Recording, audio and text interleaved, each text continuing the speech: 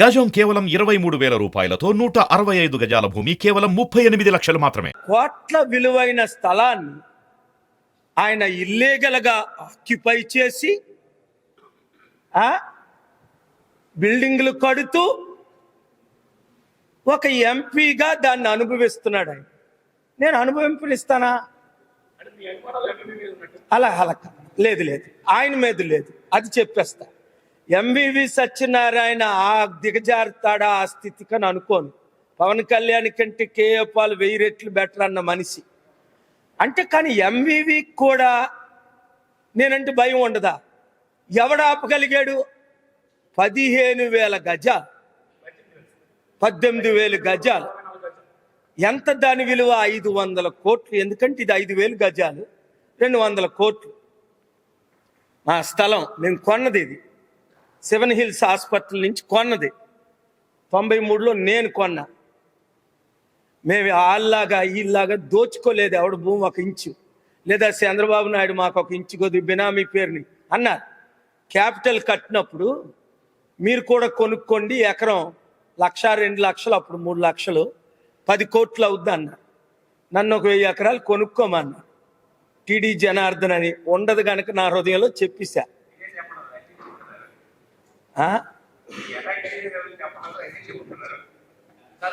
అంటే నన్ను ఎవరు అటాక్ చేశారు అన్నది అండర్ ఇన్వెస్టిగేషను. అయితే అనుమానం ఎవరు చేయించారో అనుమానం ఉంది. ఎవరు చేయించారో మాకు తెలుసు, ఎవరు వచ్చారో మాకు తెలుసు, ఎవరు ఆ ఫుడ్ని ప్రిపేర్ చేశారో మాకు తెలుసు, ఎవరు ఆ ఫుడ్ని నాకు ఇచ్చారో వారు తెలుసు. అది ఫుడ్ పాయిజన్ అయిందన్నాను డాక్టర్ గారు రుజువు. మెడికల్ బిల్స్, ట్రీట్మెంట్స్ అన్నీ ఉన్నాయి. ఇచ్చాను. కమిషనర్ ఆఫ్ పోలీస్కి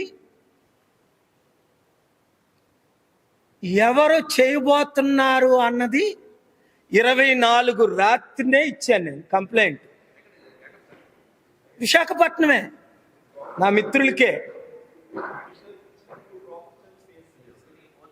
వారేమో 3 టౌన్ ఛానల్ ఇక్కడ కాల్ చేశారు, ఇక్కడ రామారావు అట, ఆయనేమో మమతాకు కాల్ చేశారు.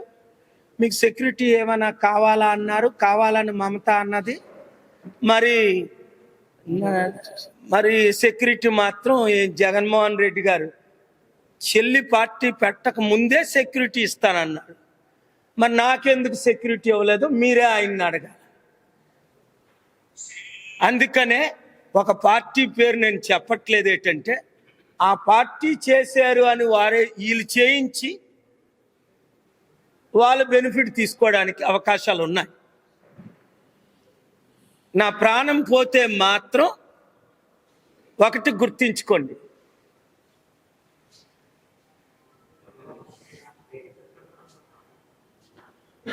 కేవలం దేవుడు పర్మిషన్ ఇస్తేనే పోయింది. నాకు ప్రాణహాని చాలాసార్లు చాలా దేశాలు, చాలా నాయకులు విశ్వ ప్రయత్నం చేశారు. అమెరికన్ గవర్నమెంట్తోనే యుద్ధం రోజు చేసి వాళ్ళు 747, అమెరికన్ ప్రెసిడెంట్ 747 కంటే ఈరోజు నాకున్న 747 ఫాస్టెస్ట్. దాంట్లోనే కదా వచ్చాను ఇండియా అనేక సార్లు. నేను ఎవరికి జడవను, భయపడను. కానీ నేను బ్రతికుంటుండగా మిమ్మల్ని బాగు చేద్దామని ప్రయత్నం చేస్తున్నాను.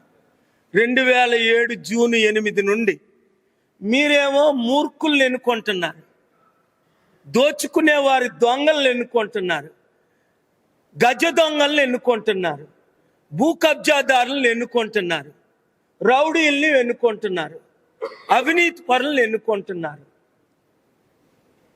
మళ్ళా లోకేష్ రావాలట. అది కొత్త పాట విన్నాను. లోకేష్ ఏం ఉద్ధరిస్తాడు? తండ్రి ఉద్ధరించలేంది కొడుకు. ఆ పవన్ కళ్యాణ్ అంటాడు, నేను నిర్ణయిస్తాను చంద్రబాబు నాయుడు గారు నెక్స్ట్ ముఖ్యమంత్రి ఎవరో. ఆయన స్టేజ్ మీద కూర్చోబెట్టే ఉచ్చ పోసినట్టు పోసారు ఆయన ముఖం మీద. ఏమన్నాడు? టీడీపీ అధినేత, మేము 160 సీట్లు గెలుస్తావా, నువ్వు ఉంటేటి మాతో లేటేట. అచ్చెన్నాయుడేనా? లోకేష్ ఎవరు? లోకేష్ ఏమన్నాడు ఆ రోజు రాత్రే? నెక్స్ట్ సీఎం చంద్రబాబు నాయుడే.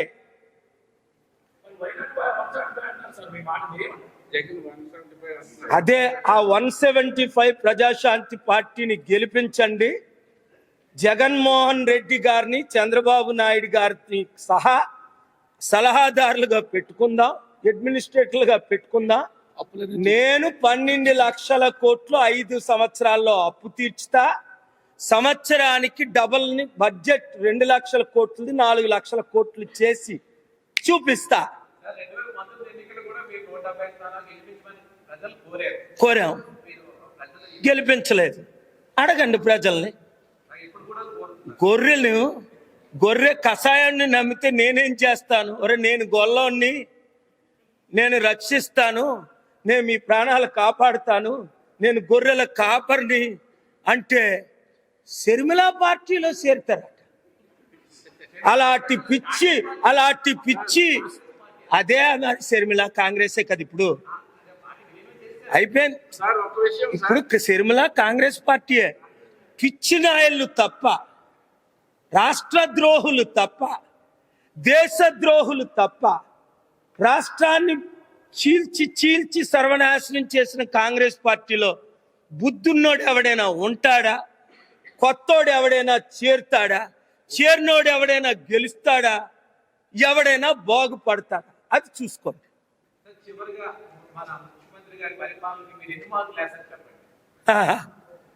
అది వద్దు నాకు ఆయనకి గొడవ పెట్టొద్దు. నువ్వు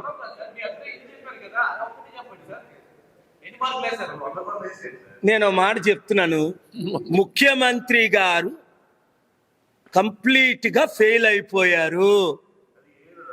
కారణం నెంబర్ 1 చంద్రబాబు నాయుడు, సోనియా గాంధీ, నరేంద్ర మోదీ. సోనియా గాంధీ రాష్ట్రాన్ని విడగొట్టి సర్వనాశనం చేసింది. నరేంద్ర మోదీ ఇచ్చిన వాగ్దానాలు, స్పెషల్ స్టేటస్, స్పెషల్ ప్యాకేజీ రావాల్సినవి ఇవ్వలేదు.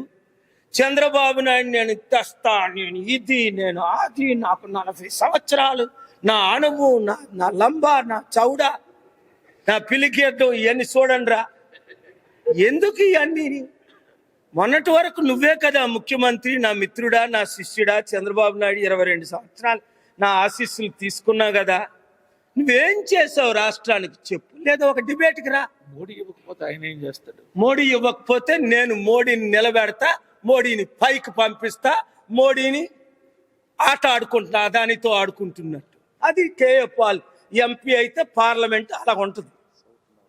విశాఖపట్నం ఎంపీగా నన్ను గెలిపించండి, పార్లమెంటు పంపించండి. స్టీల్ ప్లాంట్ అమ్మినోడెవడు, కొన్నోడెవడు? రాష్ట్రానికి స్పెషల్ స్టేటస్ ఇవ్వనోడెవడు?